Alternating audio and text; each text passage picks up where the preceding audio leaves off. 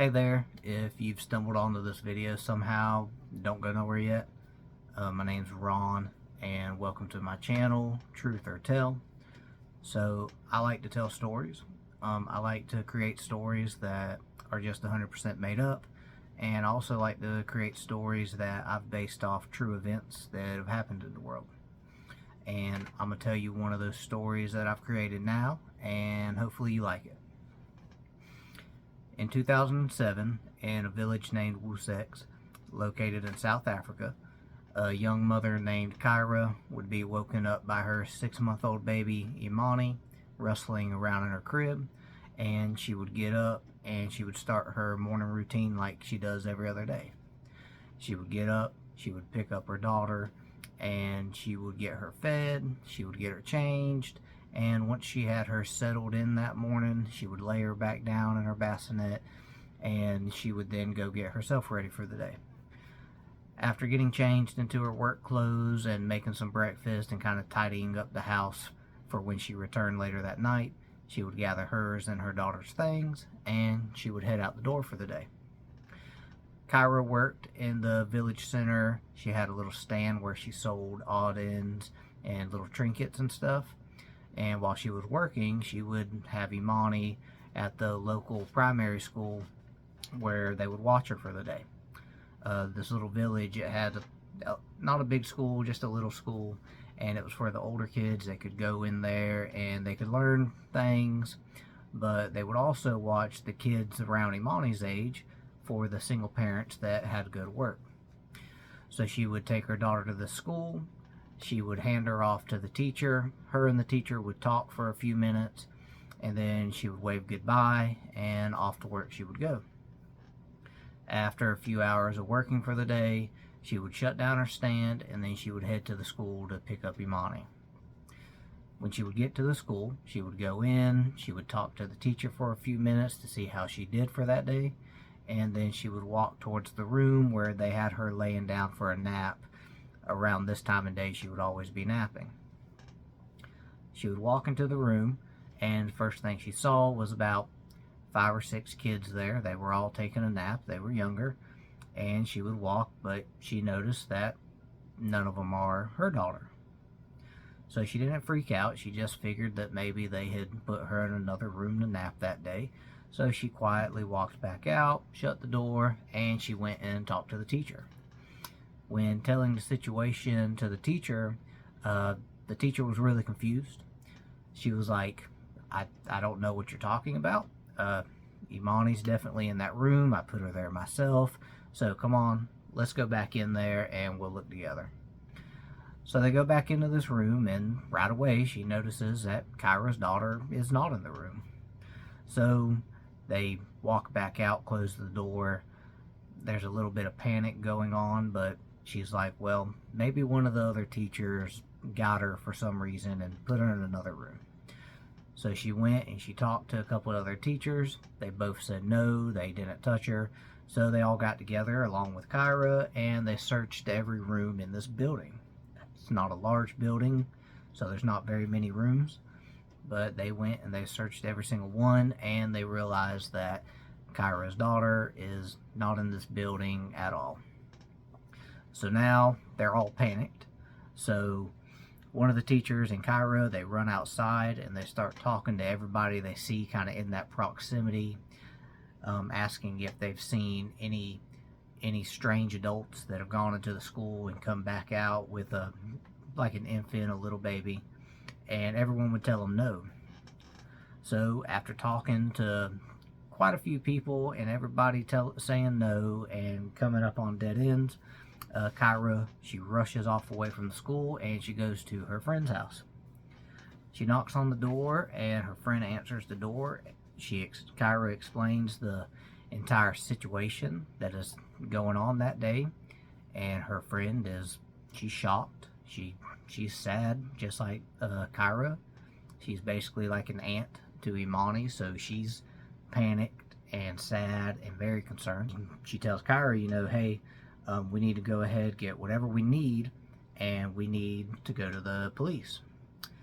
There was no police force in this little village.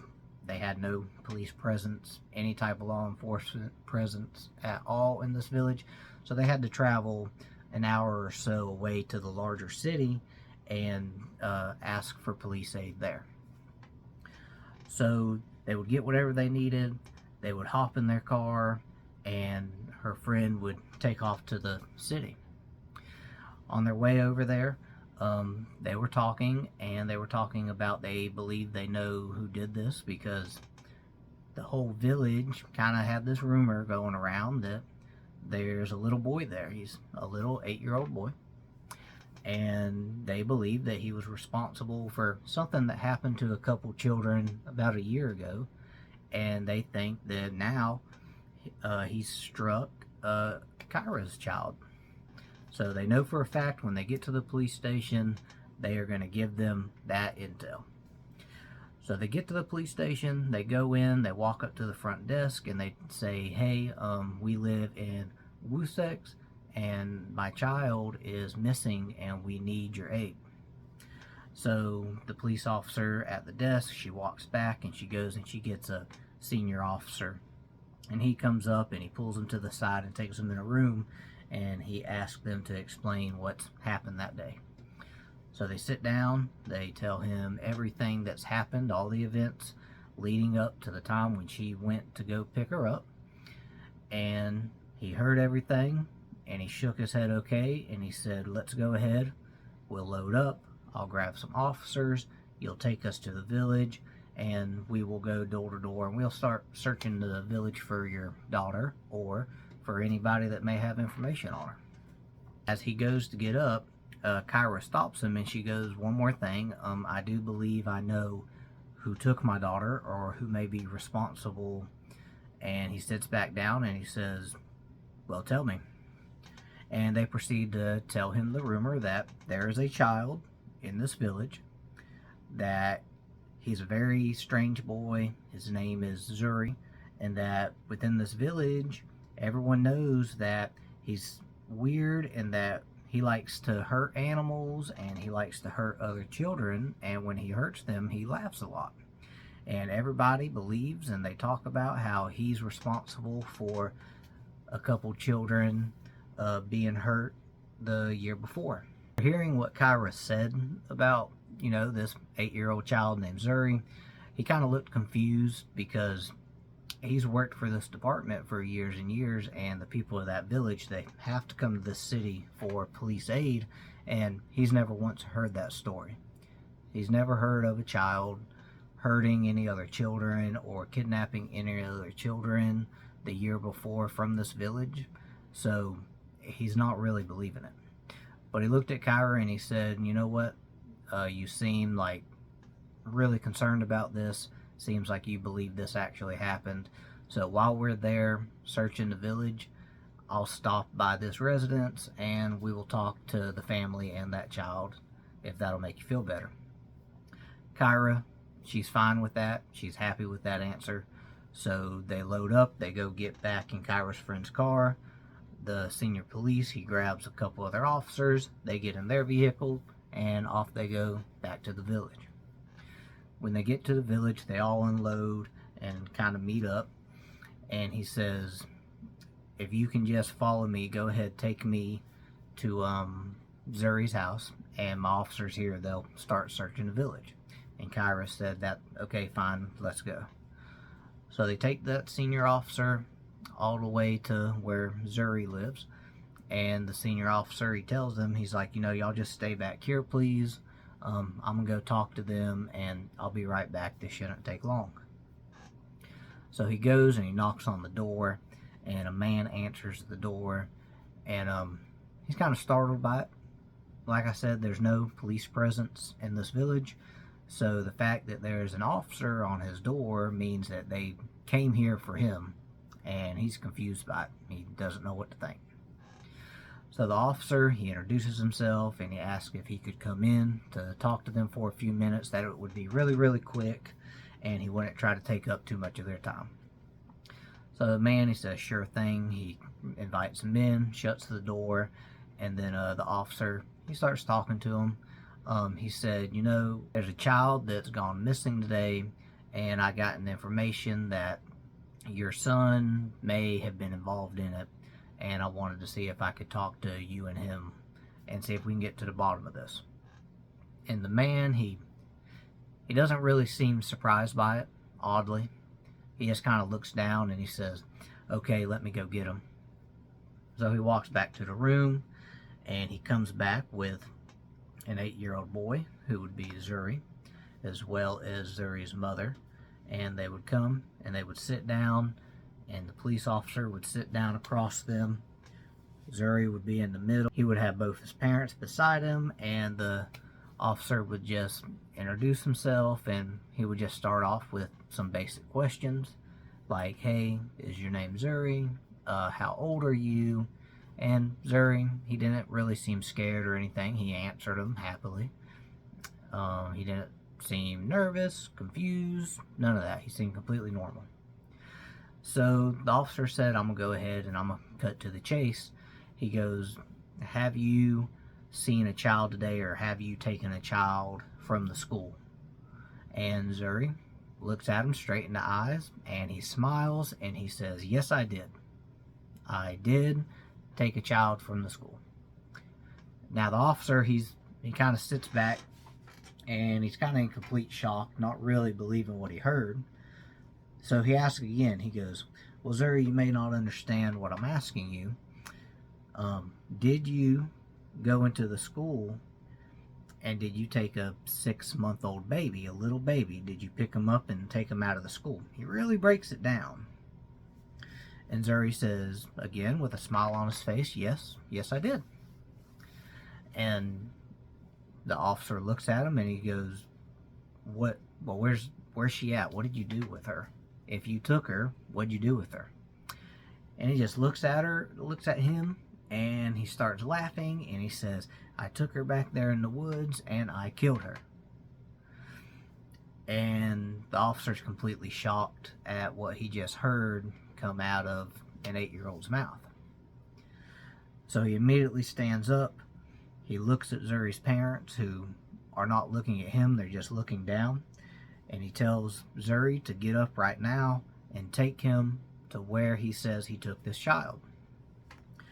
So Zuri, he says, sure thing. He stands up, and he happily walks out the door, and he starts taking the officer to where he said that she was at.